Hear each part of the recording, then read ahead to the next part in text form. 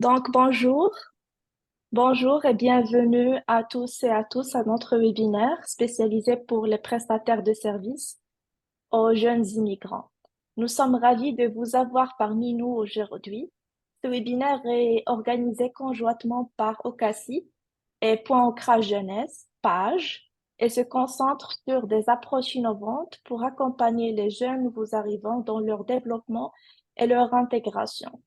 Donc, euh, je tiens à vous informer que ce webinaire sera enregistré en mode Speaker View. Donc, si vous souhaitez poser une question, mais vous ne voulez pas apparaître dans l'enregistrement, vous pouvez toujours désactiver votre caméra. Aussi, si vous avez besoin de l'interprétation en langue des signes québécoise, veuillez cliquer sur l'icône globe ici que vous trouverez dans la barre de contrôle en bas de votre écran et sélectionnez l'option langue des signes euh, French Sign Language ou bien langue des signes français. Ça dépend quelle langue vous avez votre Zoom. Donc, euh, Notre objectif aujourd'hui est triple. Tout d'abord, nous souhaitons vous équiper de stratégies efficaces pour promouvoir le développement personnel des jeunes, notamment par le renforcement de leurs compétences interpersonnelles. Ensuite, nous partagerons des outils pratiques et des techniques pour aider ces jeunes à développer leur confiance en soi, leur résilience et leur autonomie. Et enfin, nous explorons ensemble les défis spécifiques auxquels ces jeunes sont confrontés et discuterons de comment mieux les soutenir dans leur intégration et leur épanouissement. Euh, Nous vous encouragerons vivement chacun d'entre vous à participer activement aux discussions. Vos expériences, vos questions sont précieuses. N'hésitez pas à utiliser la fonction chat ou bien lever votre main pour partager vos pensées ou poser des questions tout au long du webinaire. Et bien évidemment, vers la fin du webinaire, nous avons une session questions et réponses. Nos intervenants vont pouvoir répondre à vos questions. Et avant de vous présenter nos intervenants aujourd'hui, permettez-moi de prendre une minute pour lire la reconnaissance des territoires. Je voudrais commencer en reconnaissant les territoires traditionnels des peuples de l'île de la Tortue. La terre sacrée sur laquelle nous sommes rassemblés aujourd'hui a été un lieu d'activité humaine pendant 15 000 ans. Nous reconnaissons la terre sur laquelle Okassi se trouve, qui est un territoire traditionnel de nombreuses nations, dont les peuples Mississauga de Credit, Anishinaabe, Chippewa, Haudenosaunee et Wendat, et qui constituent aujourd'hui le foyer de nombreuses et diverses personnes issues de peuples des Premières Nations, Inuits et Métis. Ce territoire fait partie du pacte de la ceinture wampum, un bol, une cuillère, un accord entre les peuples Haudenosaunee et Ojibwe et leurs nations alliées, établissant la responsabilité commune de partager et de prendre soin des ressources autour des Grands Lacs. Nous reconnaissons également que Toronto est couverte par le traité 13 signé avec les Mississauga de Crédit. Et maintenant, je passe pour vous introduire nos intervenants aujourd'hui. Nous avons Monsieur Karim Djinkou, cofondateur, coach exécutif de gestion ASP2 Coaching. Il est expert en développement du potentiel humain, actif au Canada et aussi à l'international. Il exerce en tant que coach, formateur et conférencier. À travers son cabinet ASP2 Coaching, il aide les entreprises et les institutions à renforcer les compétences relationnelles et le leadership de leur cadre en proposant des formations personnalisées sur le leadership, la communication et la gestion sensible au genre. En collaboration avec Page, il œuvre à renforcer l'estime de soi et le leadership chez les jeunes afrodescendants. Ensuite, nous avons Monsieur Aka-Sébastien Kouakou, qui est prospecteur consultant en emploi au Collège Boréal. Il est cofondateur de la Global Lead Foundation et du logement intergénérationnel de l'Ontario. S'implique activement depuis plusieurs années dans diverses initiatives avec les organisations comme le Réseau en immigration francophone, Centre Sud-Ouest, Taibou, A3CF et PAGE. Il contribue à des projets communautaires de leadership et de formation dédiés à la jeunesse afrodescendante. Enfin, mais pas des moindres, nous avons avec nous Monsieur Ibrahim Mardakor Adili, qui est ambassadeur communautaire au CSC Taibou. Il est engagé dans le développement communautaire et le bien-être social. Brahim participe activement à des initiatives locales, notamment le programme Ustavi de Page et en tant que bénévole chez Taibou. En août 2023, il est nommé ambassadeur communautaire au CSC Taibou, où il joue un rôle crucial dans le soutien et le bien-être de sa communauté. Reconnu pour son charisme et son sens de l'humour, Brahim contribue de manière significative à l'intégration et à l'encadrement des jeunes talents. Donc, comme je vous ai déjà mentionné au début de la session, ce webinaire est réalisé en collaboration avec Point Ancrage Jeunesse, Page. Et donc, avant de passer la parole à nos intervenants, permettez-moi de vous présenter Madame Edwige Nicom, qui va brièvement vous exposer le travail remarquable effectué par Page. Donc, Madame Edwige, vous pouvez commencer avec le partage de votre écran. Merci beaucoup, Inde. Alors, je vais partager mon écran. Est-ce que tout le monde voit l'écran? Oui. Ok. Donc, merci beaucoup encore, Inde, de cette belle présentation. Je me présente, je suis Edwige Ngom, je suis la fondatrice et la présidente directrice générale de Point Ancrage. Et merci encore pour cette collaboration, pour ce beau webinaire qui va nous permettre de comprendre un petit peu notre travail et aussi nos experts d'expliquer un petit peu comment on renforce et quels sont les outils et les stratégies que nous utilisons. Donc, pour me présenter un petit peu, je ne sais pas si tout le monde me connaît, j'ai eu l'idée en fait de fonder l'organisme Point Ancrage Jeunesse en 2019, après que mon fils en fait est né, été incarcéré en 2017 pour une peine de prison de 10 ans, pour un crime qu'il n'a pas commis. J'ai été vraiment témoin avec un grand sentiment, on va dire, d'impuissance, de l'impact dévastateur que le racisme a joué dans sa trajectoire de vie et aussi dans nos trajectoires de vie. Évidemment, ça ne s'arrête pas seulement au système judiciaire et le racisme systémique s'immisce dans beaucoup d'autres sphères, notamment dans le milieu éducatif et aussi dès le plus jeune âge de nos enfants. Donc, Point Ancrage Jeunesse promeut vraiment l'égalité, le leadership et le sentiment d'appartenance à la société canadienne pour la jeunesse afro-descendante, francophone et francophile de l'Ontario.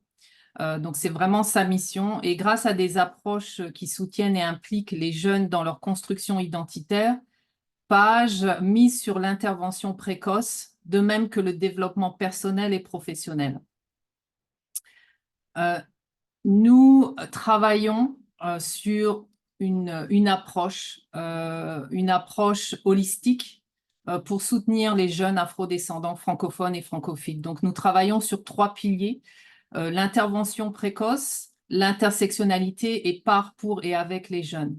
Donc, quand on entend intervention précoce, c'est vraiment crucial pour prévenir les problèmes futurs et promouvoir aussi le développement positif des jeunes. Donc, Page met en œuvre des programmes et des activités qui visent à identifier et vraiment à répondre aux besoins de ces jeunes dès les premiers signes de difficulté.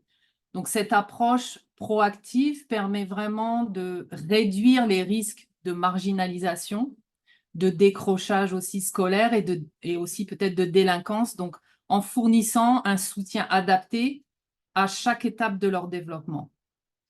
Quand on parle de l'intersectionnalité, donc ça fait vraiment partie de nos piliers, l'approche intersectionnelle reconnaît en fait la diversité des expériences des jeunes, et c'est ce qu'on reconnaît. Vraiment, on tient compte des multiples facteurs qui influencent leur identité et leur vécu, tels que la race, le genre, l'orientation sexuelle, la classe sociale. Et Page vraiment s'engage à comprendre et à aborder ces différentes dimensions pour qu'on puisse offrir des interventions qui respectent et aussi valorisent la complexité de chaque jeune. Donc, cette sensibilité à l'intersectionnalité permet de créer vraiment des environnements inclusifs, on va dire, et de combattre aussi toutes ces discriminations multiples auxquelles les jeunes peuvent être confrontés. Et ça, c'est un des piliers qui me tient vraiment à cœur, c'est vraiment par, pour et avec les jeunes. Donc, Page adopte aussi on va dire une philosophie qui est centrée sur les jeunes, en vraiment les impliquant activement dans la conception, dans la mise en œuvre et aussi dans l'évaluation de nos programmes. Donc, cette approche est vraiment participative. Donc, elle garantit aussi que nos initiatives répondent réellement à leurs besoins et à leurs aspirations. Donc, on encourage aussi leur leadership et on leur donne une voix. Donc, Page vraiment favorise aussi leur autonomisation et leur sens de l'appartenance.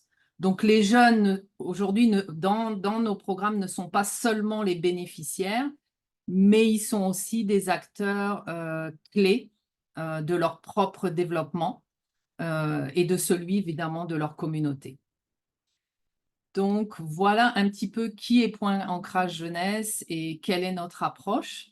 Donc, à partir de là, je vais laisser la parole à Karim et Sébastien et Brahim qui vont vous expliquer vraiment en détail quelle stratégie nous adoptons et comment nous pouvons renforcer le développement personnel et professionnel de ces jeunes.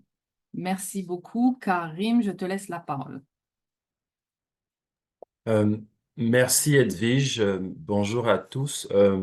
Avant formellement d'expliquer l'approche de Page et donner une idée des programmes que nous mettons en place, je voudrais solliciter justement qui fait partie des bénéficiaires de Page, mais qui aujourd'hui est très actif à la fois au sein de Page, mais au sein de la société en général, parce que il a passé, on va dire, un processus qui lui permet aujourd'hui de faire valoir son leadership au sein de la communauté. Alors, si vous le voulez bien, je vous invite à écouter Brahim Mardakouré pour son témoignage.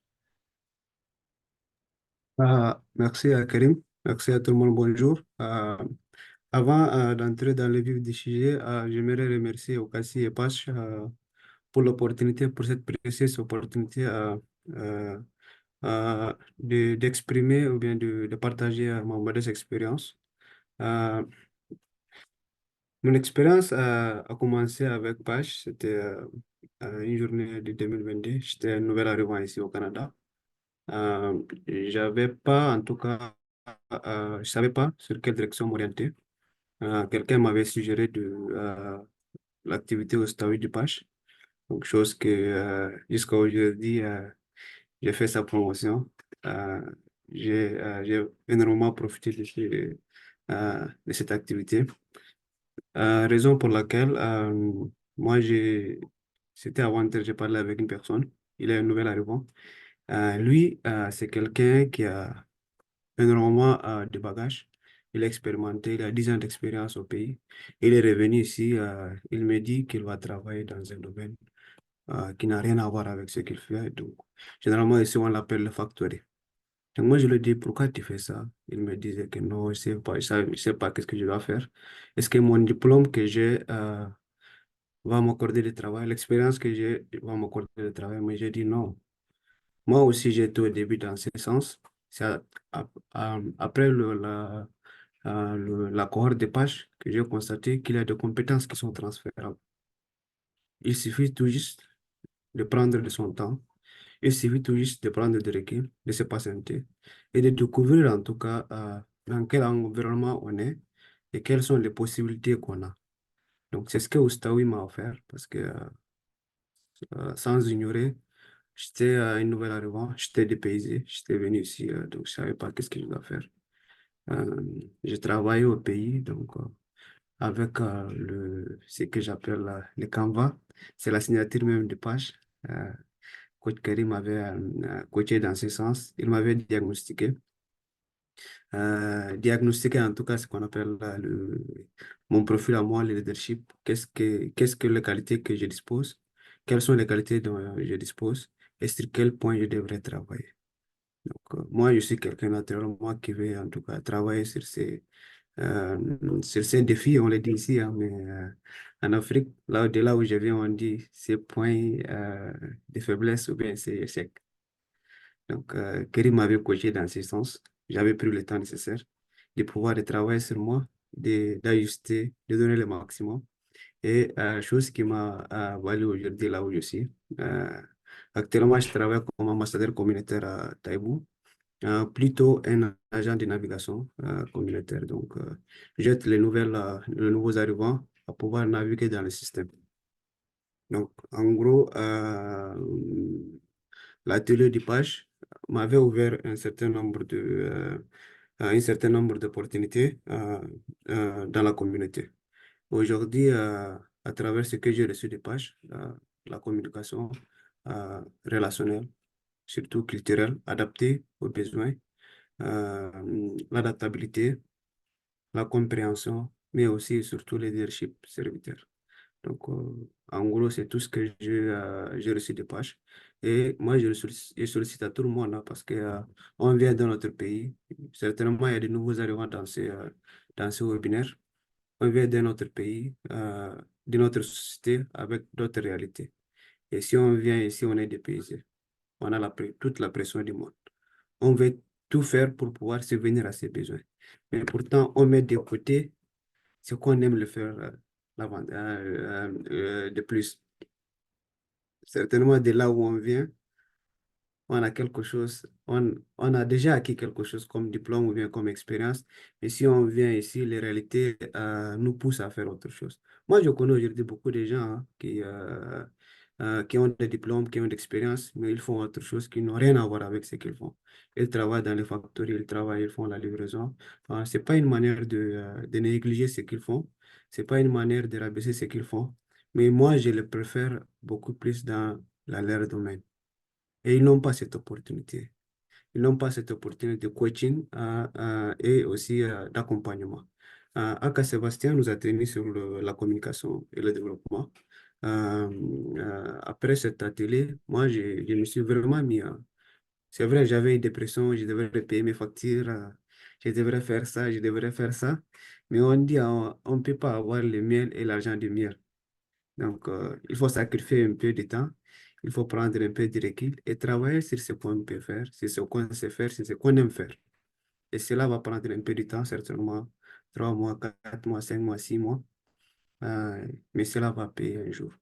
Donc, sans pour autant monopoliser la parole, je laisserai la latitude à mes deux confrères et je serai en tout cas à votre disposition pour toute question relative à moi. Merci.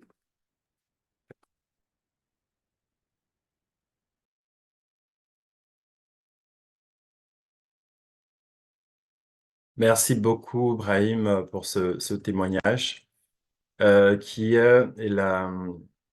est à la mesure du défi que tu as dû surmonter dans le temps et aussi à la mesure de l'homme que tu es devenu. Euh, je vais juste m'assurer que mon partage d'écran est à point.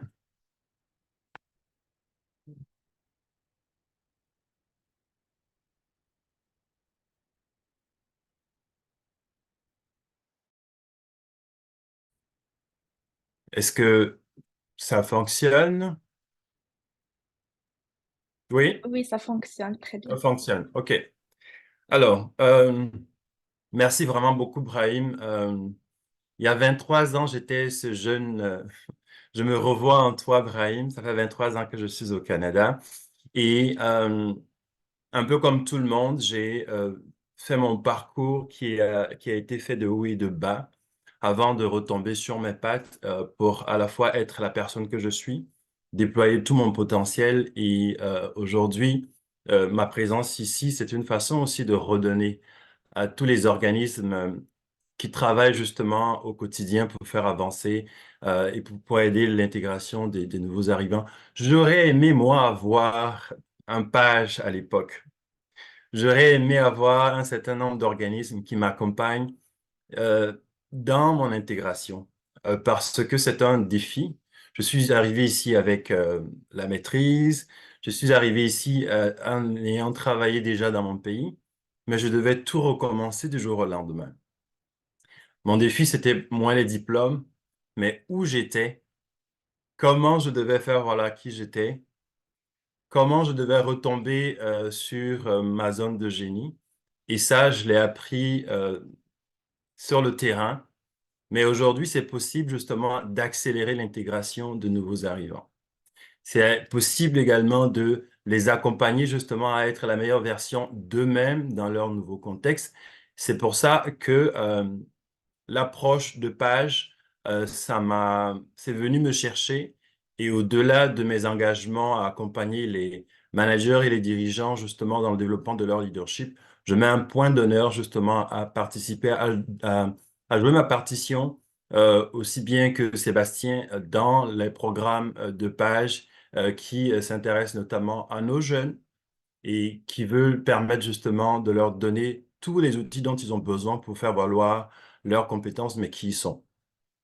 Je vais essayer de mettre en relation l'expérience que Brahim vous a racontée avec d'autres jeunes qui ont suivi ce programme.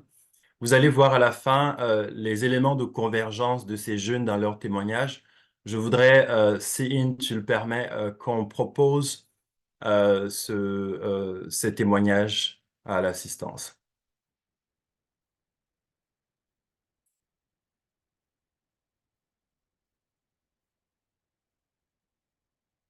Bon, bonjour, je m'appelle Enrika et je suis une élève à l'Université de Toronto. Et je suis ici dans le projet de Ustawi. Et ouais, alors c'est Darlene de Taibou qui m'a présenté Ustawi.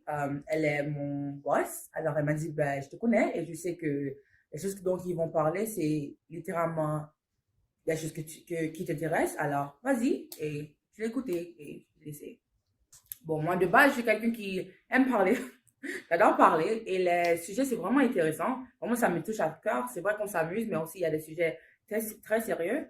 Et alors, ouais, j'avais beaucoup d'opinions et j'ai partagé mes opinions et ils étaient là pour m'écouter et me donner des conseils aussi. L'une des choses les plus importantes qu'on a parlé, c'est nos soft skills. Nous avons aussi analysé les genres de personnes qu'on aime. Mais moi, maintenant, je sais que je suis rouge. Je suis quelqu'un qui est plutôt dominant et j'aime l'action et les défis. Maintenant, je sais pourquoi. Tout le monde était amicable, vraiment. Moi, en rentrant, je pensais que ça allait être quelque chose où on regarde une présentation et on prend des notes et puis on part chez nous. Maintenant, c'était complètement différent. C'est vrai, il y avait des présentations, mais entre les présentations, on avait eu la chance de donner nos opinions. On n'était pas forcé de croire ce qu'ils nous disaient. On pouvait les questionner, on pouvait donner nos propres faits. C'était vraiment un mélange au lieu de juste quelqu'un nous présente et on écoute. Bien sûr, bien sûr. Même si tu penses que tu ne vas pas être intéressé à rencontrer de nouvelles personnes ou parler des choses afro-américaines, mais juste, même si c'est juste pour te connaître mieux et comment être un bon leader ou un leader mieux, vas-y, honnêtement, viens, tu vas apprendre à connaître tes soft skills et comment les utiliser et à quel événement l'utiliser et quand tu dois être un leader ou quand tu dois juste être à l'écoute de quelqu'un d'autre. Bonjour tout le monde, moi je m'appelle Ouattara Amadou Abdouléric, je suis d'origine ivoirienne, j'ai 21 ans et je suis au Canada depuis bientôt 4 ans, étudiant à l'Université de York en Business Economics. Très belle expérience. Au cours de cette expérience-là, j'ai appris plein de choses concernant la gestion des émotions, tenir compte aussi des émotions des autres, des choses que j'ai trouvées très importantes.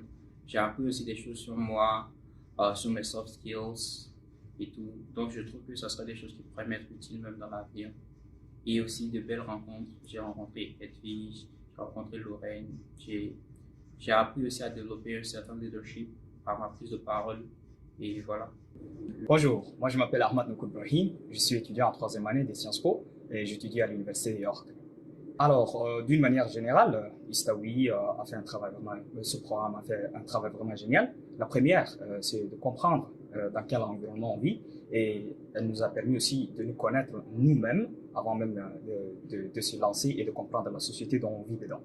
Et la deuxième des choses que j'ai apprises ici avec ce programme lancé par Istaoui, je dirais la nécessité de savoir et de connaître ses compétences interpersonnelles. Ce qui veut dire, c'est que nous avons appris grâce à la vie, ou bien disons dans notre vie de tous les jours. Alors ça, c'est des choses que j'ai jamais posé des questions et je savais pas aussi que j'avais des compétences que j'ai acquis. Alors aujourd'hui, grâce à Istaoui, je dirais que j'ai appris beaucoup sur moi-même en fait.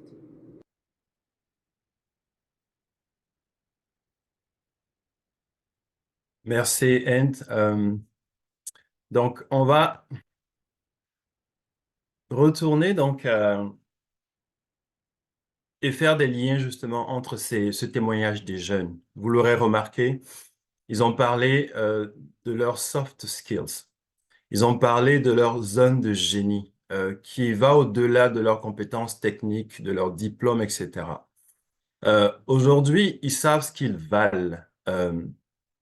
Ils savent qui ils sont. Ils savent comment faire valoir qui ils sont. Parce que justement, on est revenu à quelque chose de fondamental, c'est l'être humain.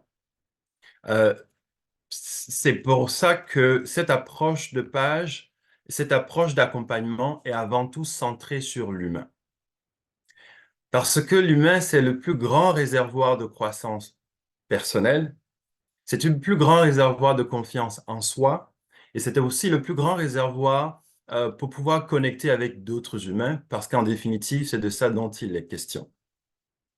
L'accompagnement est centré sur l'humain parce que on se dit un jeune qui sait ce qu'il est, qui sait ce qu'il vaut, qui comprend comment faire valoir qui il est à même, il est bien armé justement pour s'intégrer à un nouvel environnement euh, qu'il découvre parfois et qu'il doit essayer aussi de comprendre.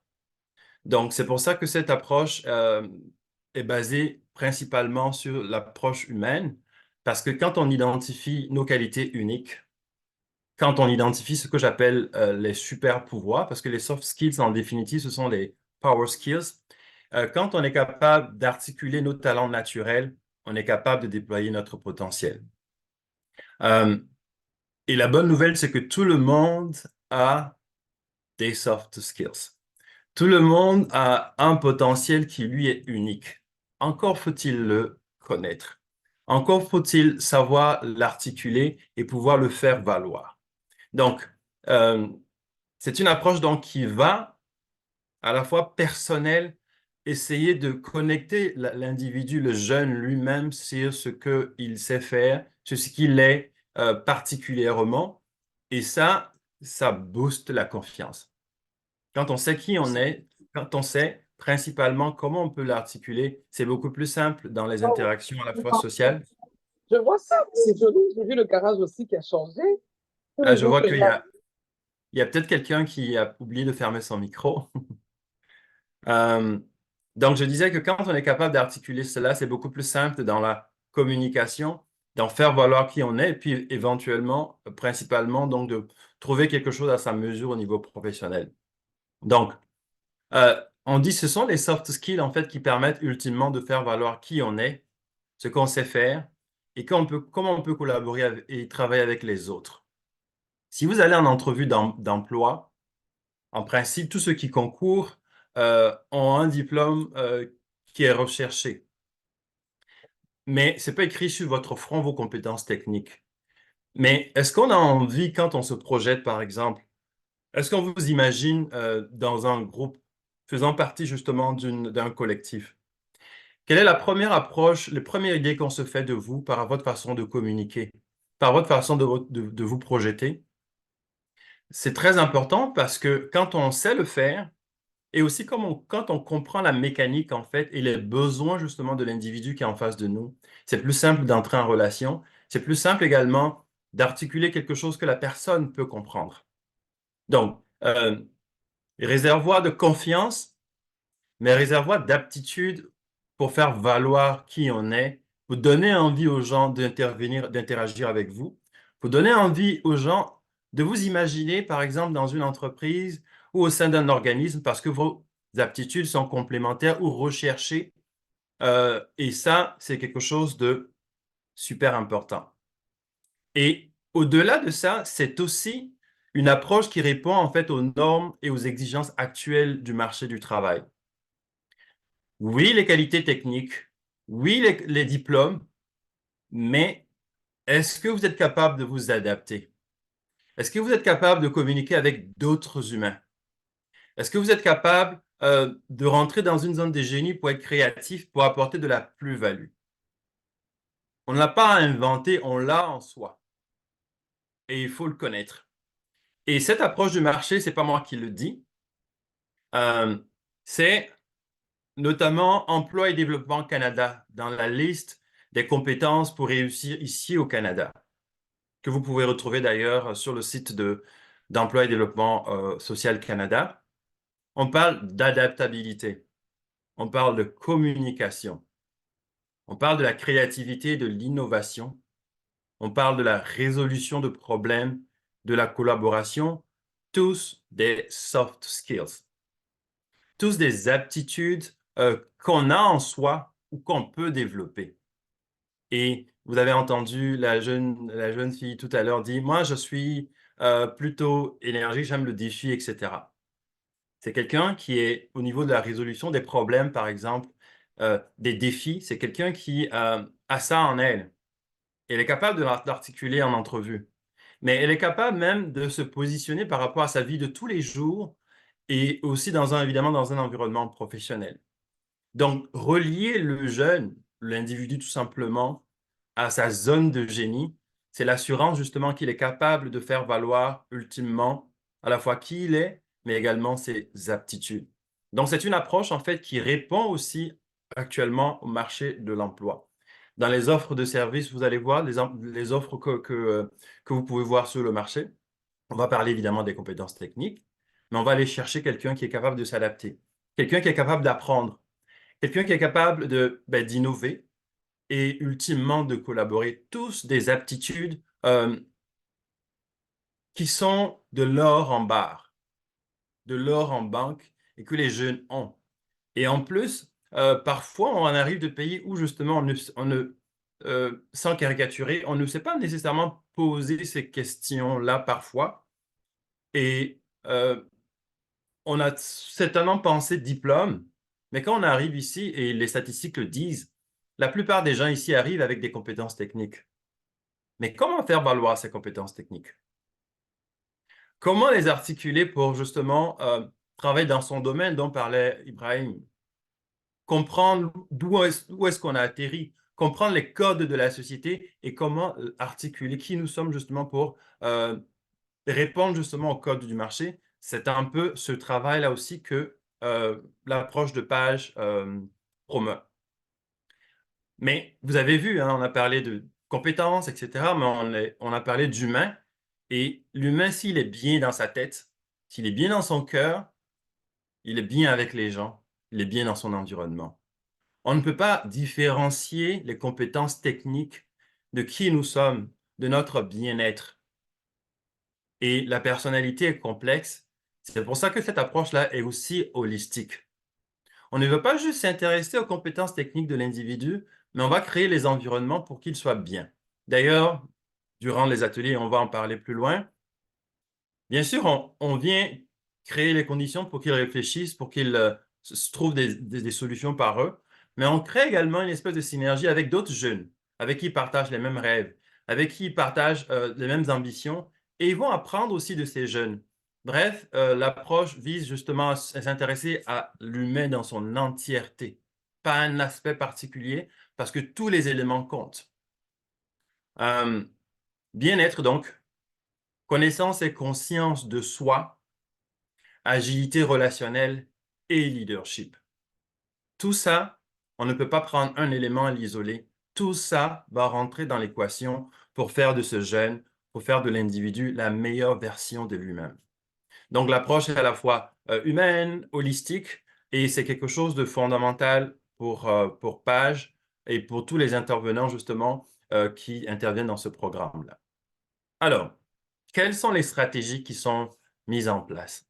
On y a réfléchi justement en mettant des stratégies justement qui cadrent avec les objectifs qui sont visés.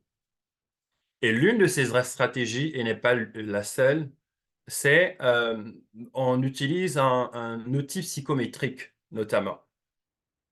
Ça permet de gagner du temps dans l'identification des zones de génie de ces jeunes. Le profil Nova qui permet notamment de mieux se connaître, de mieux comprendre les autres, de communiquer plus efficacement, de développer son agilité relationnelle, d'optimiser son efficacité et de favoriser aussi la synergie d'équipe quand on est dans un groupe. Donc, en toute chose, il y a moi, il y a les autres et il y a la situation. Si je me connais, je connais mes zones de génie, mais aussi je connais mes angles morts parce qu'on en a tous. Si je comprends la mécanique interne des autres, comment ils reçoivent les choses, comment ils comprennent les choses, en fonction des situations, je vais chercher des éléments pour me rendre utile dans la compréhension de ce que je veux dire. Donc, le profil Nova, c'est un test psychométrique qui permet tout de suite d'avoir la cartographie du jeune. Et ensuite, en coaching individuel, on est capable de l'accompagner dans la prise en compte de ce qu'il sait faire, de ce qu'il est de lumineux, mais aussi de lui apprendre éventuellement à minimiser ses angles morts, ou en tout cas à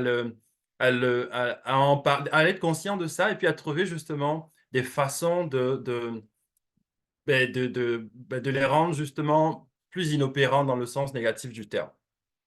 Donc, c'est un test psychométrique qui véritablement permet une découverte de soi, une découverte des autres, et en fonction donc des situations, les jeunes ils savent quoi faire, comment dire, comment articuler leur message pour être le plus en accord avec eux-mêmes le plus possible. Donc, c'est un peu l'un des outils qu'on utilise et qui vient aussi avec un coaching individuel. Parce que les jeunes, c'est pas une catégorie. Chaque humain est spécial. Alors, si chaque humain est spécial, chaque humain a besoin d'un accompagnement aussi qui est spécial. C'est un peu la philosophie. Et donc, ça permet justement de gagner du temps, de connaître exactement le jeune, mais le plus important, que le jeune se connaisse et qu'il apprenne à faire valoir ses lumières et apprenne à justement minimiser ses angles morts. Je pourrais le développer davantage, mais juste quelques indications de ce qu'on peut retrouver dans cet outil-là. Alors, il met l'accent sur les préférences comportementales, le besoin du jeune, les motivations, quels sont ses moteurs d'action. Est-ce que il est plutôt utilitaire? Est-ce qu'il est plutôt altruiste? Est-ce qu'il est plutôt idéologique? Bref, c'est une cartographie justement aussi donc de qu'est-ce qui le motive. Quel est son style de communication naturellement? Parce que quand on connaît le style de communication, on peut travailler justement les façons de l'améliorer. Quels sont ses besoins en temps normal et comment il est capable de s'adapter selon les circonstances? Quel est son style de leadership d'ailleurs? Quel est son style éventuellement de gestion de vente quand ça c'est opérant, quand ça s'applique à lui? Bref, c'est vraiment une cartographie de l'individu, pas pour le cataloguer, mais pour donner des indications pour travailler spécifiquement avec lui pour que justement son avenir soit à l'image de ce dont il rêve. Je vais m'arrêter là et laisser la parole à mon frère et collègue Sébastien, avec qui on mène ces interventions et avec toute la belle équipe de Page, parce que quand je parle d'équipe, c'est vraiment une famille qui a adopté justement ces approches et qui, au jour le jour, travaille justement pour les jeunes, que ce soit en milieu scolaire, mais qui sont les jeunes qui sont en train de se trouver un travail à la mesure de leurs ambitions. Et je répondrai éventuellement à des questions lors de la période des questions. Donc, Sébastien, je te passe le micro. Merci, Karim, et merci tout le monde. Voilà. Alors, Karim, tu continues de partager l'écran pour ne pas qu'on perde du temps. Voilà. On va aborder l'aspect un peu des exemples d'ateliers interactifs que nous essayons d'avoir avec la jeunesse. Mais avant d'aborder dans ce sens, je crois savoir que l'audience aujourd'hui, ce sont des gens, des personnes des professionnels qui travaillent avec les jeunes, qui travaillent avec les nouveaux arrivants. Alors, quand on parle des jeunes, quand on parle de nouveaux arrivants, euh, c'est comprendre aussi tous les défis que ces personnes ont et pour qui nous essayons de trouver des solutions. Alors, comprendre leurs défis et sans rien vous apprendre, Karim a souligné certains aspects comme l'adaptation à un nouvel environnement culturel, linguistique et social. On a appris des choses, on vient se réinventer, se redécouvrir ou alors voir de nouvelles choses et comment s'ajuster, s'adapter. On vit aussi dans une société où il faut trouver du travail, euh, Ibrahim l'a souligné, on est professionnel quelque part, on arrive, mais les défis sont tellement énormes que souvent on est tenté de se réinventer, souvent on est tenté de s'oublier soi-même. Il y a aussi l'accès à l'éducation et aux ressources que cela nécessite. Et dans tout cela, on vit dans une société qui requiert comme le réseautage pour son intégration sociale, mais un autre défi qui est lié à cela, c'est le risque de discrimination. On vient de divers horizons. Alors, vous qui êtes les professionnels à partir de vos compétences, votre job, tentez d'aider ces jeunes, vous comprenez déjà mieux les défis auxquels ils sont confrontés. Alors, il y a quelque chose de très important. Karim a insisté sur le facteur humain. Et ça, c'est très important. Avant d'être une ressource, on est d'abord humain. Et les problèmes qui sont liés à l'humanité, il n'y a que comprendre l'humain lui-même pour pouvoir apporter des solutions, je dirais, humaines. Autre ressource, bien entendu, technique, professionnelle, ça vient en addition, mais il est très important de comprendre l'environnement dans lequel nous évoluons et comprendre le jeune. Et aider le jeune à se comprendre soi-même. Donc, au risque d'être redondant, parce que Karim a très bien souligné ces aspects qui peuvent sembler philosophiques, mais c'est purement humain et c'est accessible à notre compréhension. Et je sais que beaucoup de professionnels que vous êtes, que nous sommes aussi, avons ou sommes d'origine immigrante. Et donc, on sait de quoi on parle, on sait de quoi il s'agit. Alors, on va avancer un peu, Karine. Alors, on a parlé tout à l'heure des ateliers que nous avons montés. Il est important de souligner que ces ateliers ne sont pas comme des curriculums académiques déjà préétablis, mais ce sont des choses taillées sur mesure en fonction des besoins des catégories d'âge ou du secteur que nous voulons cibler. Alors, je vous invite à collaborer souvent avec Page pour répondre à certains de ces besoins, hein, s'il le faut, mais c'est très important. Alors, je vais vous donner quelques exemples de quelques ateliers que nous avons.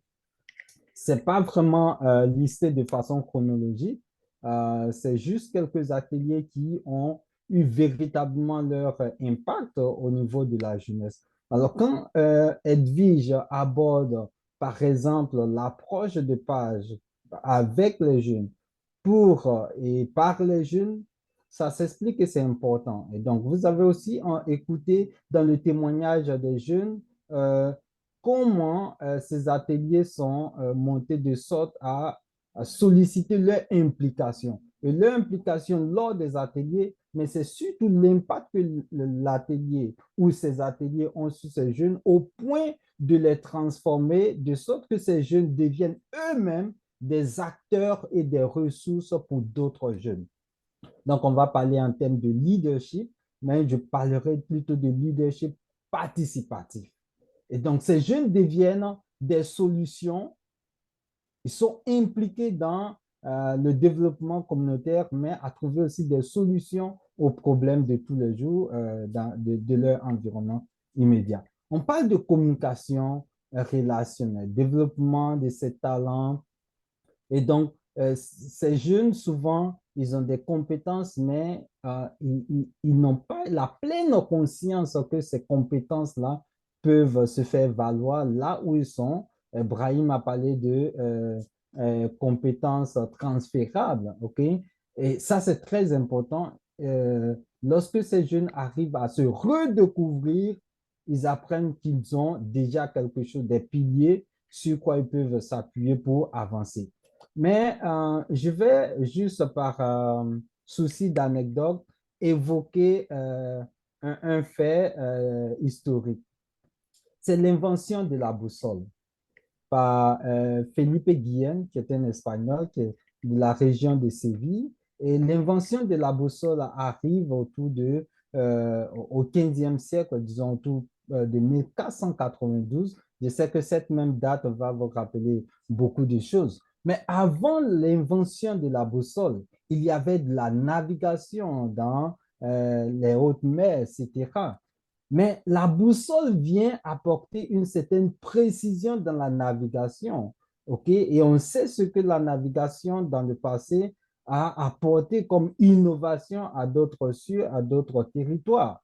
Je ne vous apprends rien. Alors, nous sommes des ressources, mais avant d'être ces ressources-là, nous sommes d'abord des humains. Donc, trouver des solutions pour les personnes avec qui nous travaillons, donc notamment les jeunes et les nouveaux arrivants. Si on se positionne comme des boussoles, on ne devient pas comme des gens qui apprennent forcément à naviguer, mais on aide à la navigation.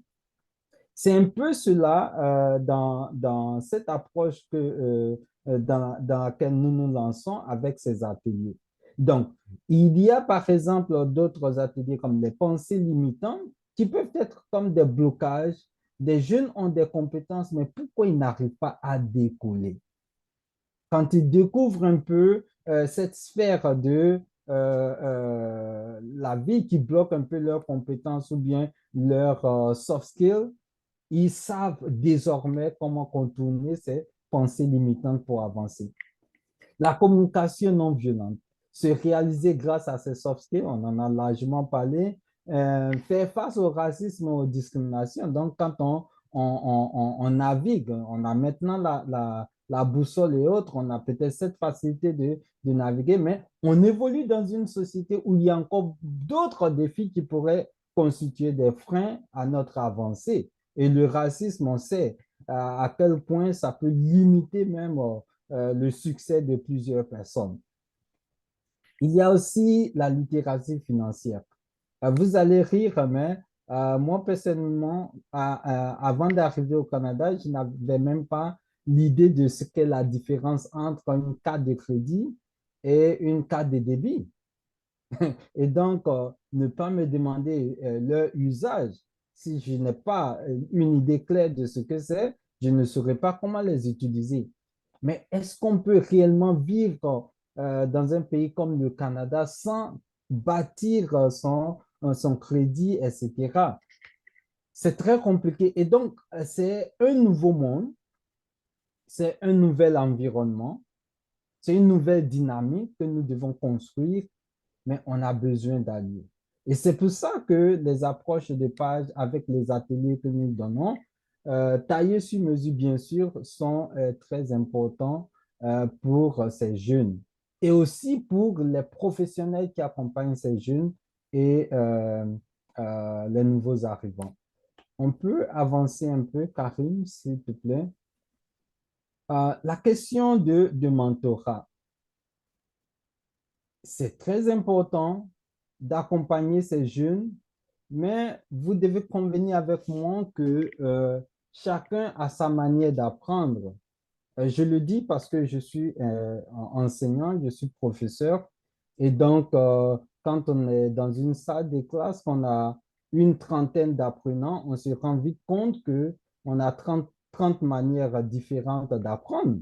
Voilà pourquoi le mentorat est très important. Le mentorat, c'est offrir aux jeunes des rôles modèles, hein, dans leur domaine d'intérêt pour les aider aussi à naviguer vers leur succès et à contribuer aussi à leur succès tout en s'appuyant sur des modèles déjà existants. C'est très important. Et je le fais si bien avec les jeunes qui travaillent avec nous, les jeunes qui sont impliqués dans tout ce processus. On peut avancer avec le bénévolat et le stage. Karim, Oui, diapo suivante, s'il te plaît. oui, Oui, alors, euh, on- au niveau de... euh, je vais parler, en fait, juste, s'il te plaît, revenir un peu à la question de stage et de bénévolat. C'est juste encourager les jeunes à s'engager de façon active euh, dans le développement peut-être de leurs compétences interpersonnelles qui vont faire valoir dans la contribution de la société qu'ils veulent voir autour d'eux. Et donc, il ne s'agit pas de toujours bénéficier des services et ça et là, mais ces jeunes peuvent contribuer à créer le monde qu'ils veulent, donc un monde meilleur pour tous. Et donc, ces initiatives offrent notamment une expérience de travail, même aussi une expérience humaine et personnelle dans le milieu canadien, le développement des compétences professionnelles en participant à la communauté. Diapo suivante. Alors, au niveau culturel, je dirais, si on veut, la sensibilisation culturelle, c'est très important. Nous venons de divers horizons.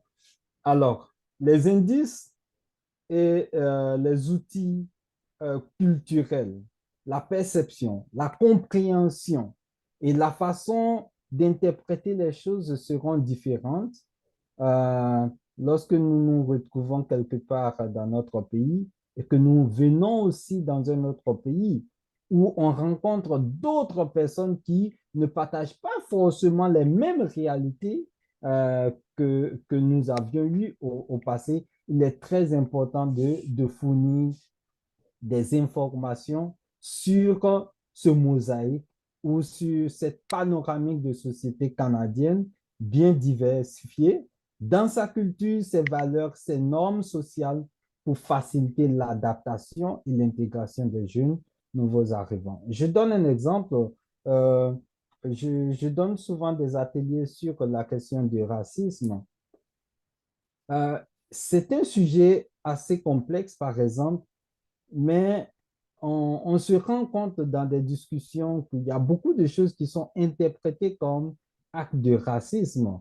Je ne dis pas forcément le contraire, mais à prendre un peu de recul, à comprendre la personne euh, de qui on interprète l'acte comme des actes de racisme, on peut comprendre que ce n'est pas forcément des actes de racisme. Donc, il faut faire comme la différence. Il faut avoir un bon discernement et ne pas tout mélanger. OK? Alors, ici, au niveau professionnel, dans le domaine du travail, euh, si on doit discuter, par exemple, avec son supérieur et qu'on ne regarde pas la personne dans les yeux, cela peut être interprété comme peut-être un manque de confiance en soi ou même un manque de respect. Ce qui est totalement le contraire pour quelqu'un qui a un background africain comme moi. Quand on parle à son supérieur, on parle à un aîné, on ne le regarde pas droit dans les yeux. Comme ça, cela serait interprété comme un manque de respect ou un acte de défiance, par exemple. Et donc, lorsqu'on se retrouve dans un domaine, dans un milieu canadien, avec d'autres personnes qui n'ont pas la compréhension de ces choses, ces personnes auraient peut-être d'autres tendances ou bien des actes qui pourraient aussi être interprétés comme oh, c'est de la discrimination, etc., etc. Et c'est pour ça qu'il est très important d'apporter des informations et une immersion culturelle de part et d'autre. Je ne dis pas seulement une immersion culturelle à ceux qui arrivent, mais aussi surtout à la communauté locale qui accueille, et ça, c'est très important. On peut avancer un peu. Allô, Karim?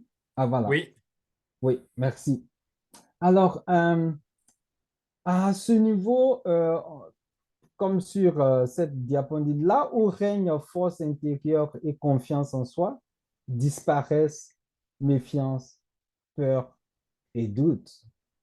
Et donc, cette pensée nous ramène à ce que j'ai dit tout à l'heure. Avant d'être des ressources, nous sommes d'abord humains.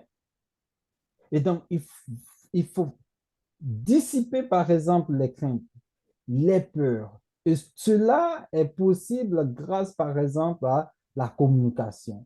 Et ça, c'est très important.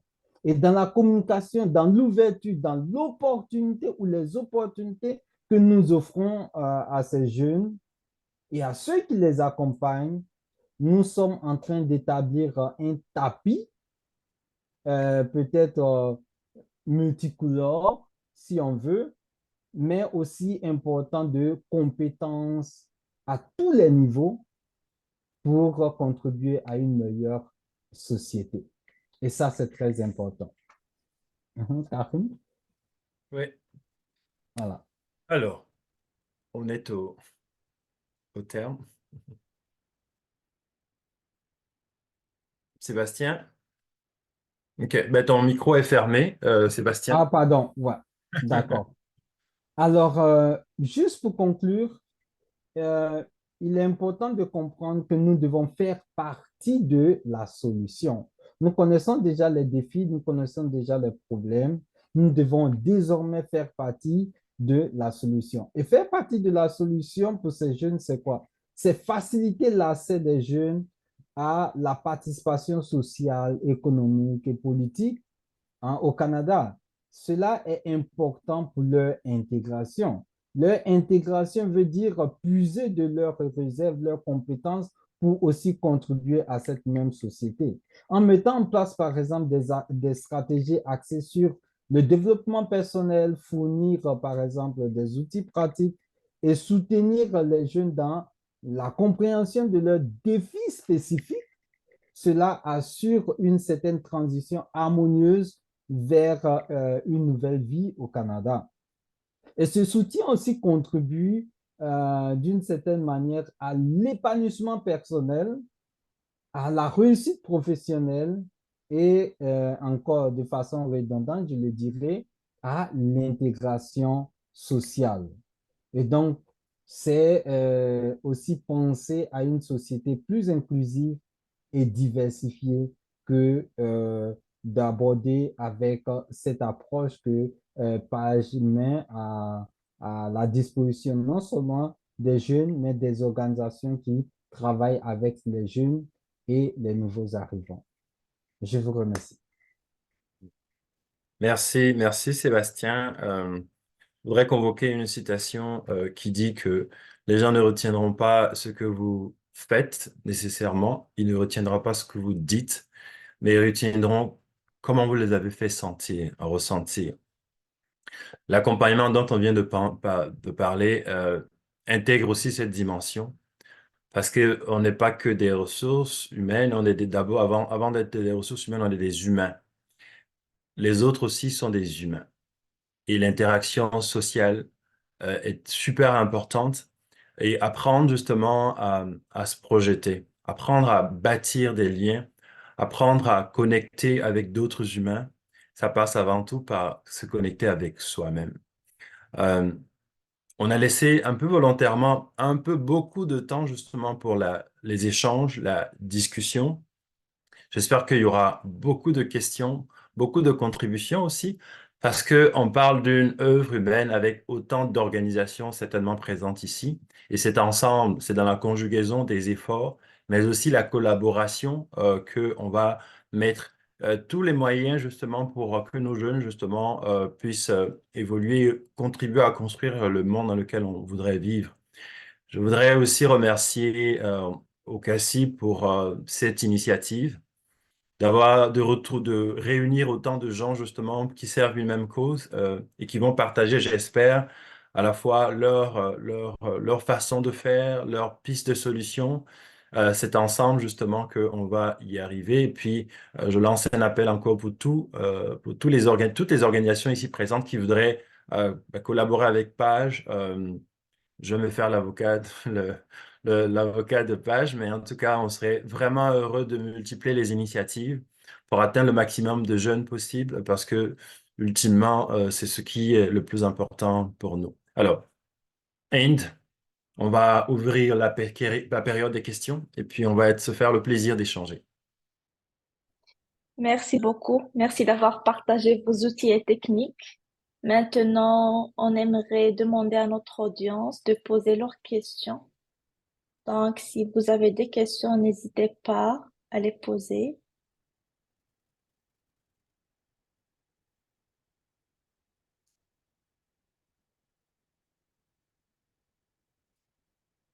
Alors, je sais pas, je lis que Laïla qui demande quel est le critère d'éligibilité pour pouvoir profiter de ces ateliers.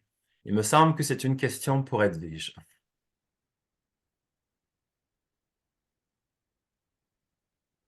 Pour ceux qui veulent prendre la parole aussi, oui. Mhm. Donc, je vais répondre à la question que tu as lue, Karim. On n'a pas vraiment de critères d'éligibilité, sauf que l'approche de Page, vraiment la cible que l'on a, ce sont nos jeunes. Ce sont les jeunes afro-descendants. On travaille avec des jeunes on démarre à partir de la 7e année et jusqu'au niveau secondaire, 12e année et plus haut, puisque vous avez vu les témoignages de jeunes comme Brahim et d'autres. Ce sont des jeunes adultes et on peut aller jusqu'à 25, 29 ans en général pour des ateliers au niveau du développement personnel et professionnel. Mais on n'a pas vraiment de critères d'éligibilité. Je ne sais pas si Si je peux, si je peux aussi y ajouter, on n'en a pas parlé, mais Page aussi développe des programmes dans les écoles Oui. avec nos jeunes parce que évidemment l'école, il y a l'institution, il y a les parents à la maison, mais entre les deux, il n'y a pas grand-chose pour servir justement de lien entre à la fois l'école et la communauté, parce que dans les salles de classe, les enseignants, ils ont parfois débordé et puis n'ont pas le temps d'avoir une approche personnalisée. Alors, on a des ateliers dans ces écoles-là, notamment sur les pensées limitantes, la communication relationnelle, parce que des jeunes, ils veulent s'exprimer, mais apprendre à le faire dans la meilleure disposition possible. Donc, il y a aussi ce programme-là, soit dit en passant. Donc, c'est des programmes qui s'ajustent, hein, qui sont personnalisés éventuellement. Donc, qu'importe le public, il y a moyen justement de travailler sur ces questions-là. Alors, je vois que Nolwenn Bishman, si je peux me permettre, c'est ça bien ça, Bishman? C'est bien A ça. une question. Ouais. Oui, justement, c'était exactement sur ça. Je suis avec mes collègues qui sont travailleurs en établissement dans les écoles et moi-même aussi. On intervient au niveau des écoles secondaires, justement, et intermédiaires, donc de la 7e à la 12e année. Et donc, on a des ateliers mensuels, donc c'est pour l'accueil des nouveaux arrivants, essentiellement, privilégiés. Et donc, du coup, c'était la question, parce que c'est un sujet, nous, qui a été abordé cette année pour un atelier sur la confiance en soi, les soft skills. Et donc, savoir justement si on pouvait travailler avec vous, si vous intervenez justement dans les écoles, dans ce genre de programme. Voilà, est-ce qu'on peut faire appel à vous? Comment ça se passe? Sachant que nous, on est sur des ateliers qui, en général, durent 45 minutes. Nous aussi, je pense, Page aussi, mais Edwige, je te laisse répondre à cette question. Non, oui, nous c'est pareil. Bon, on a évidemment, je ne sais pas quelle école, mais on a signé quand même, Page a signé une entente avec les deux conseils francophones, donc Mon Avenir et Via Monde. Donc c'est pour ça qu'on peut intervenir dans les ateliers et après tout dépend de la direction de l'école et dans ces cas-là, il faudrait me contacter, il faudrait qu'on puisse se parler. Si vous avez un besoin d'atelier, on serait tout à fait heureux de pouvoir échanger et collaborer avec vous et pouvoir renforcer un petit peu vos élèves de la 7e et la 12e année, puisque en général, les ateliers se passent avec les 7e 7e, 8e année et on fait des ateliers avec les 9e et 12e années. On sépare un petit peu les groupes. En plus d'ateliers aussi avec le corps enseignant et les ateliers aussi avec les parents, parce qu'on estime que tout ça, ça doit fonctionner justement de façon coordonnée. Si les enseignants ont des outils pour avoir une approche individualisée avec leurs élèves, si les parents peuvent faire écho justement par exemple, à la communication non violente qu'on essaie d'apprendre aux jeunes, ben, évidemment, le jeune, il sera bien et puis il sentira que tout son environnement ben, concourt justement à son avancée. Donc, c'est vraiment aussi une approche holistique qui est visée dans ce sens-là. Il y a une question.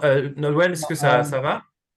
Oui, la seule chose, c'était juste une chose par rapport à justement au travail des conseils via Monde et Mon Avenir. Donc nous aussi, on a une entente avec ces conseils, c'est pour ça qu'on intervient à l'intérieur.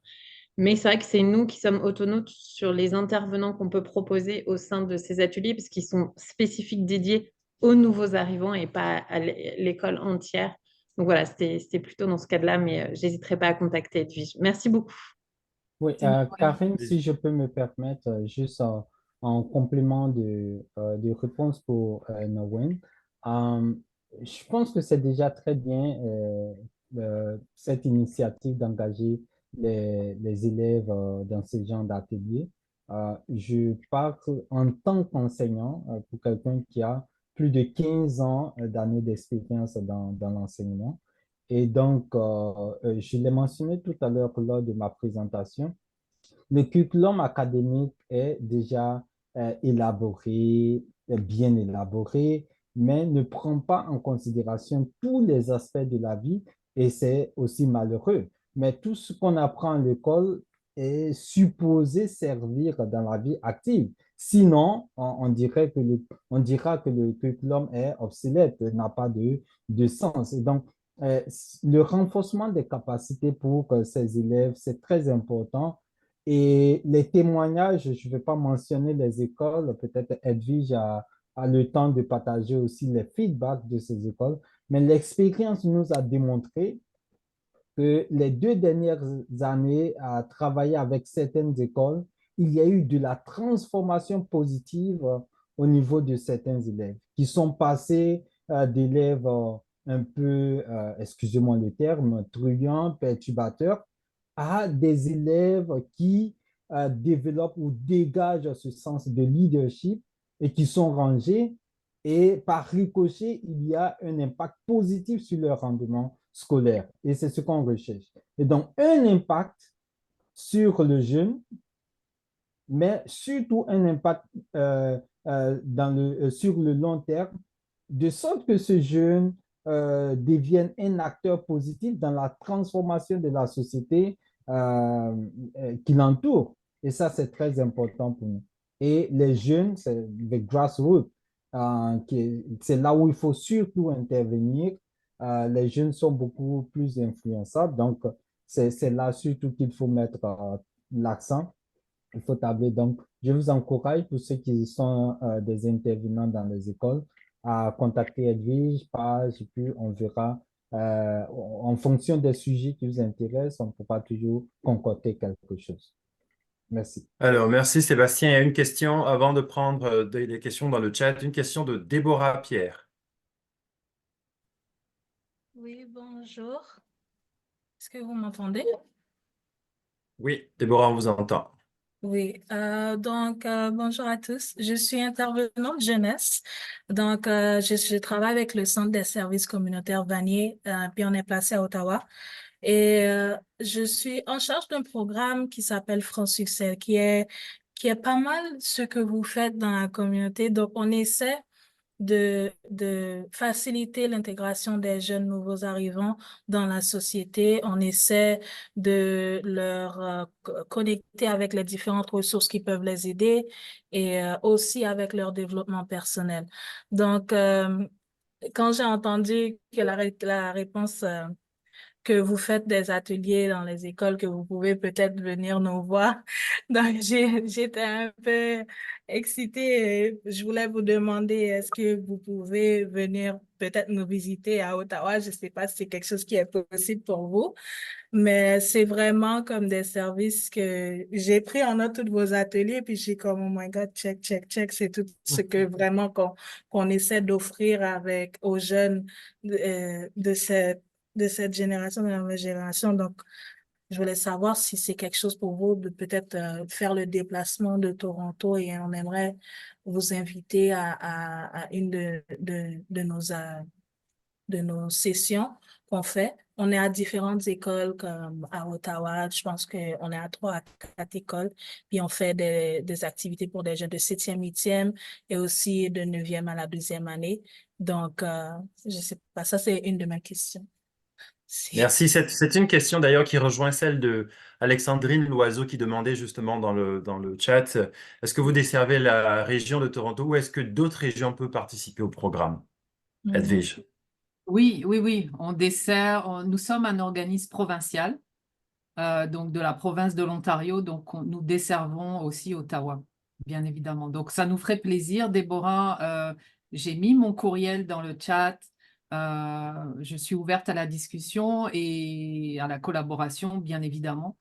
Si on peut se déployer à Ottawa avec les intervenants, vraiment, on viendra. On viendra se présenter, voir qui on est et qu'est-ce qu'on pourrait faire ensemble.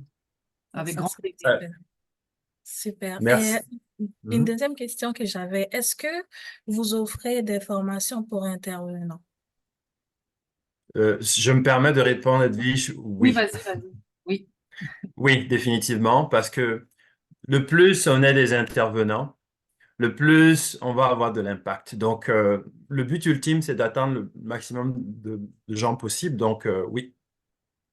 Je voudrais, avant de prendre peut-être une autre question, lire un message dans le chat de Josiane Desrochers. Je présume, je tiens à exprimer ma plus profonde gratitude pour votre soutien et votre compréhension. Votre aide et votre compassion ont été inestimables dans les moments difficiles. Merci de m'avoir offert la force et le courage nécessaires pour avancer. Je vous suis infiniment reconnaissante. C'est pour ça aussi qu'on fait ça. Et puis, c'est des messages qui nous touchent. Edwige, Sébastien et toute l'équipe de Page qui n'est pas avec nous aujourd'hui, mais qui est soit dans le chat ou je pense notamment à Lorraine, je pense à Nialoula, puis à tous les bénévoles aussi qui travaillent avec Page. Alors, Joël Courriolan, pardon.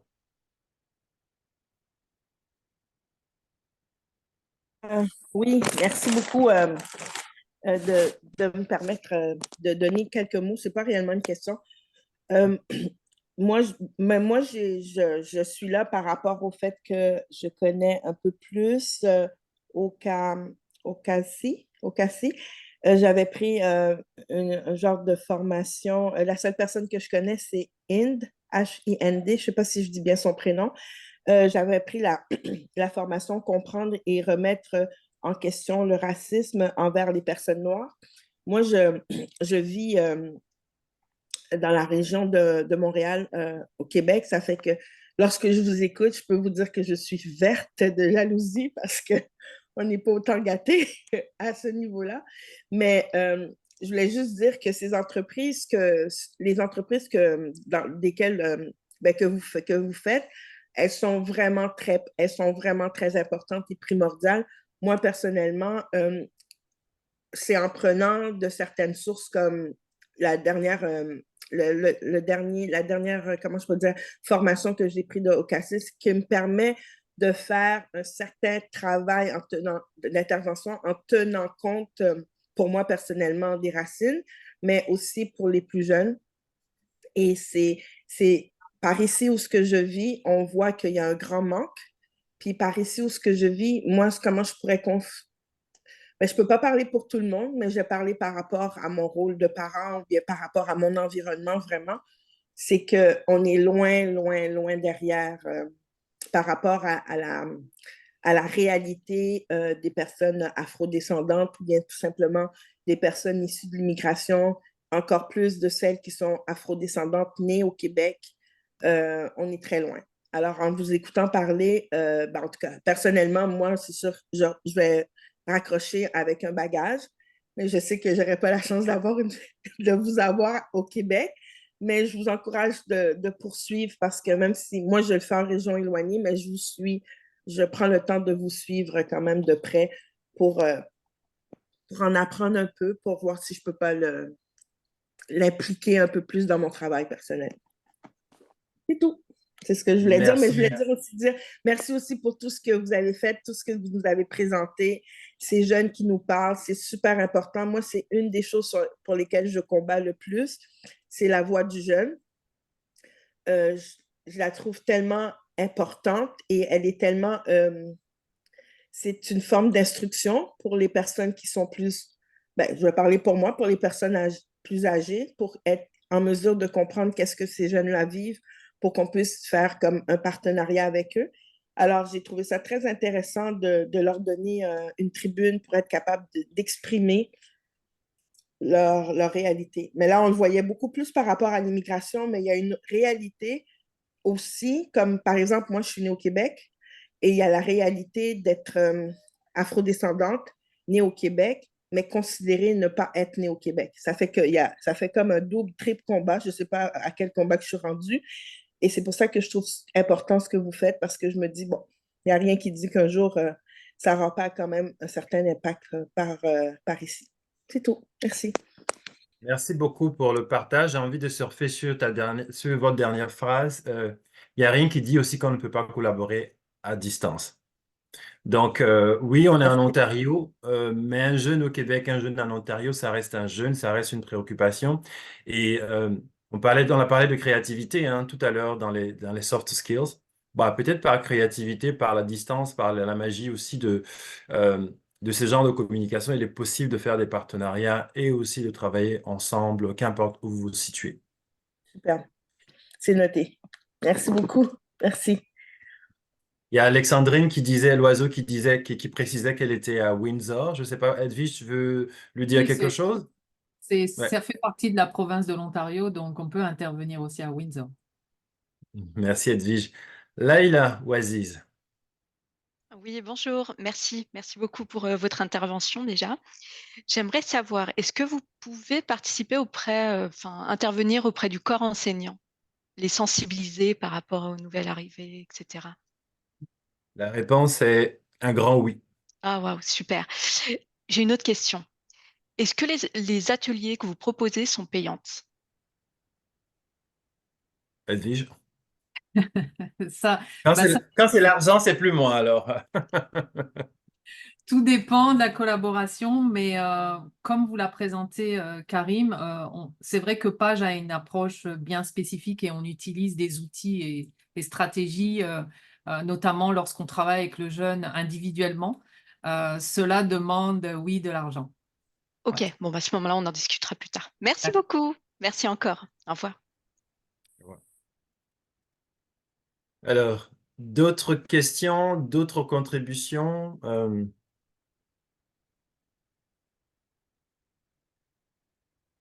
Ne parlez pas tous en même temps. Est-ce que quelqu'un voudrait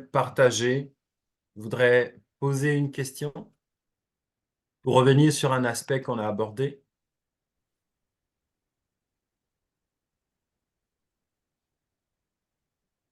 Ah, Joël. Joël, à nouveau. OK. Très rapidement, est-ce que Leïla, excusez-moi, je n'ai pas mes lunettes, alors je pense que est-ce que Leïla, la personne qui a parlé avant moi, j'ai aimé ce elle a souligné quand elle a demandé s'il y a des formations pour le corps enseignant. C'est sûr et certain que c'est du domaine du primordial parce que les jeunes passent une grande majorité du temps avec des personnes qui, pas nécessairement qui savent leur réalité. Et j'aime bien aussi, je ne sais pas c'est quoi, tantôt, comment qu'on peut appeler ça? Les formes d'ambassadeurs. Ça veut dire que un jeune comme la prochaine personne qui va parler après moi, je pense, celui qui a levé la main, qui vient expliquer son histoire, je trouve que le par et pour est extrêmement important parce que, mis à part la théorie, mais juste d'entendre, de voir un être humain, d'entendre un être humain expliquer une réalité que quiconque n'a pas vécue, je pense que c'est déjà une grande force d'apprentissage, entre autres pour les personnes qui voguent autour des jeunes. Moi, comme tantôt, je vous ai dit, j'ai pris une formation comprendre le racisme. C'est pas parce que je suis afro-descendante que ça veut dire que je sais tout. Je subis peut-être beaucoup plus que je ne sais, mais une fois que je sais, ça me permet de comprendre le pourquoi je le subis. Et déjà là, je me sens déjà plus forte pour être capable de discuter avec les jeunes. C'est pas nécessairement parce que comme que je vous dis, je suis afro-descendante, obligatoirement, ça fait de moi que... Alors, je trouve que c'est vraiment primordial ce qu'elle a dit tantôt, et je vais l'élargir au sens, pas juste enseignant, vraiment les personnes qui vacillent autour des jeunes, je trouve que c'est d'une importance capitale. C'est tout. C'était juste ça. Merci beaucoup. Et d'ailleurs, sur la question, on donne des outils aux jeunes parce que quand ça arrive, quand on est victime de ça, ça peut venir nous chercher et laisser des traces indélébiles pour très, très longtemps. Alors, ce qu'on fait sur la question du racisme, bien sûr, on parle du phénomène, mais on explique aux jeunes, ou du moins on donne des outils aux jeunes, comment on fait face à ça, quand ça arrive, comment on y répond. Comment on minimise son impact éventuel sur nous, dans l'immédiat, mais aussi sur le long terme? Donc, on essaie de le disséquer pour le comprendre, mais surtout pour avoir un bagage pour y faire face et le minimiser. Parce que quand un jeune n'est pas préparé à ça, évidemment, ça peut avoir un impact vraiment profond sur son avenir. Donc, c'est un peu toutes ces questions-là qu'on aborde quand on parle de racisme. Et évidemment, de faire aussi la part des choses. Est-ce que tout ce qu'on voit, c'est du racisme? Si oui, euh, quelle est l'intention de la personne? Est-ce que c'est nécessaire des fois d'ouvrir le dialogue ou comment aller chercher de l'aide par rapport à ce qu'on voit, ce qu'on a entendu? Bref, c'est un peu l'ensemble de ces questions-là, effectivement, que l'atelier aborde quand on parle de racisme et de discrimination, notamment. Edwige? Oui, Ah, j'aimerais. je voulais juste, excusez-moi, rebondir très rapidement. Vous avez dit un élément qui est extrêmement important, l'impact que ça a sur le jeune et son avenir. Euh, Tantôt, j'écoutais les personnes qui parlaient de leur parcours migratoire. Moi, je vais faire un parallèle avec le fait que je suis née à Montréal et à quel point le scolaire euh, a pu brimer mon identité de personne de couleur, j'aime pas dire ce mot-là, de personne afrodescendante. Et ça a été carrément brimé parce que moi, je suis une personne de 50 ans, ça veut dire que ça fait longtemps. Alors, être née ici, c'est... Quand j'entends, je sais même pas qu'est-ce qui est mieux parce que des fois, je me dis au moins la personne migrante, elle a des forces, d'où ce qu'elle vient, et puis elle arrive ici, c'est beaucoup de problèmes. Mais ceux qui sont nés comme ici, comme une personne comme moi, qui en classe, par des professeurs, par des enseignants, ont vécu carrément des situations euh, que je qualifie de racistes, ben c'est sûr que ça impacte sur ton estime de toi, ton avenir, la façon dont tu te vois, les comportements, les mauvais comportements que tu peux utiliser par réaction à ce que tu as vécu de la part d'adultes qui, comme adultes, donnent un exemple à d'autres jeunes qui ne sont pas des afro-descendants et qui vont te faire subir en double, en triple le racisme de la part de l'adulte. Alors, je trouve que quand tantôt j'écoutais ce qui se disait, je me disais, c'est bizarre parce que c'est quand même intéressant d'entendre ça. La personne est venue ici avec tout son bagage, ses études, tout son bagage, et il a fallu qu'il recommence. La personne peut être née ici et on dirait qu'il doit toujours, on dirait qu'il ne commence pas. Il ne peut pas recommencer parce qu'il ne commence pas, vu qu'il est toujours soumis à être comme en bas, à être détruit, à être rabaissé, à être ridiculisé. Et puis ça, je vois que c'est pas nécessairement, en tout cas, c'est pas une disparité. Encore en 2024, c'est pas disparu comme réalité. À mon grand étonnement, euh, après, à l'âge de 50 ans, quand j'écoute des jeunes nés ici au Québec qui parlent, Je comprends même pas comment ça se fait qu'on peut avoir un lien aussi fort par rapport à des expériences de ce type. On est plein de compassion et on comprend effectivement que c'est une situation qui peut venir nous chercher de très très loin et puis continuer d'impacter. C'est aussi parce que nous refusons le statu quo, on refuse justement le défaitisme et que on est plein d'espoir et on se dit il y a des outils, il y a des façons de lutter à son niveau. Encore faut-il avoir des outils et encore faut-il justement comprendre le mécanisme. Et donc, c'est un peu aussi ça que nous faisons dans la prise en compte holistique de tout en ce qui concerne les jeunes. Euh, il y en aura et on ne peut pas penser que ça va disparaître du jour au lendemain, mais comment on y fait face, c'est quelque chose de super important. Edwige? Oui, merci Karim. Je voulais rebondir sur ce que Joël a dit. Point Ancrage Jeunesse, en fait, on a eu une initiative qui a été faite en 2022-2023 où on a présenté à la communauté, enfin, c'était une initiative assez novatrice et unique en son genre, et elle a créé en fait des occasions de dialogue avec les divers membres de la communauté francophone. Et on voulait, le but, c'était vraiment de reconnaître, de guérir et d'éduquer et aussi de mobiliser les personnes spécifiquement autour des enjeux du racisme et de la haine.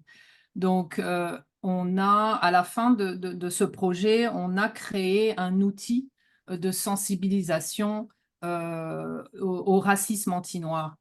Vous pouvez aller le consulter sur le site internet de Point Ancrage Jeunesse. Je vais vous mettre le lien dans le chat, Joël, comme je sais que tu as beaucoup partagé là-dessus. Et c'est vraiment une plateforme que vous pourrez explorer avec vraiment des sujets qui sont clés et des idées aussi essentielles qui sont liées au racisme. Donc, c'était vraiment pour rebondir là-dessus. Donc, on a eu une initiative. Si tu vas voir sur le site de Page, tu pourras avoir toutes les informations et cela aussi pourra répondre. Parce qu'on s'est vraiment penché à savoir comment les communautés noires déjà naviguent dans les systèmes et subissent de la discrimination et du racisme. Et là, notamment, on s'est focalisé sur le milieu éducatif.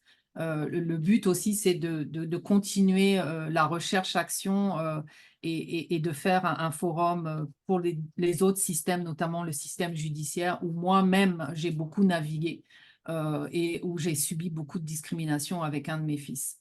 Donc, je vais mettre dans le chat le lien de l'outil de sensibilisation. Ça dure tu peux faire vous pouvez faire ces petits modules, ces différents modules, et vous allez voir, il y a beaucoup de témoignages, de récits, etc. Merci beaucoup, Edwige. Merci. De rien. Merci. Alors, je suis de profession journaliste et le timing est quelque chose de super important. La rencontre devait durer jusqu'à 13 heures. Il nous reste 2 minutes. Le temps peut-être de répondre à une dernière question s'il y en a. Sinon, je voudrais, au nom de Sébastien, Brahim, qui pourront le dire aussi dans leurs mots, d'abord remercier Okassi parce que c'est vraiment une belle opportunité de discuter des enjeux qui nous touchent tous en tant que parents, en tant que anciens, nouvel arrivants, mais aussi des gens qui sont nés ici et qui ont à cœur justement la question de l'intégration des nouveaux arrivants. En fait, on devrait l'être tous parce que c'est l'avenir qu'on est en train d'écrire aussi par nos contributions diverses et variées. Donc, merci Okassi pour cet entretien, enfin pour ce cadre d'échange qui, j'espère, va permettre de nourrir aussi voilà, la discussion, que ça va continuer et qu'il y aura des partenariats, des rencontres bilatérales par la suite. Merci infiniment, Inde. Merci aussi, Merci. Edwige, de nous rassembler justement autour de ces questions-là. Merci beaucoup. Donc, merci beaucoup, merci chaleureusement à tout le monde. Merci pour les très belles présentations qui sont très enrichissantes et votre expertise est vraiment une source d'inspiration. Pour clôturer, j'aimerais remercier Edwige pour cette belle collaboration. Aussi, j'aimerais remercier nos interprètes de langue des signes québécoise et tout le monde. Merci beaucoup pour vos questions et commentaires précieux. Et avant de terminer, en fait, après, après d'avoir clôturé le webinaire, Je vous prie de bien vouloir remplir le sondage qui va apparaître lorsque vous quittez la session. Votre retour est très important pour nous. Merci tout le monde et je me permets de vous dire au revoir. Merci. Au Merci. revoir. Au À revoir. bientôt. À très bientôt. Merci. Bientôt. Au revoir.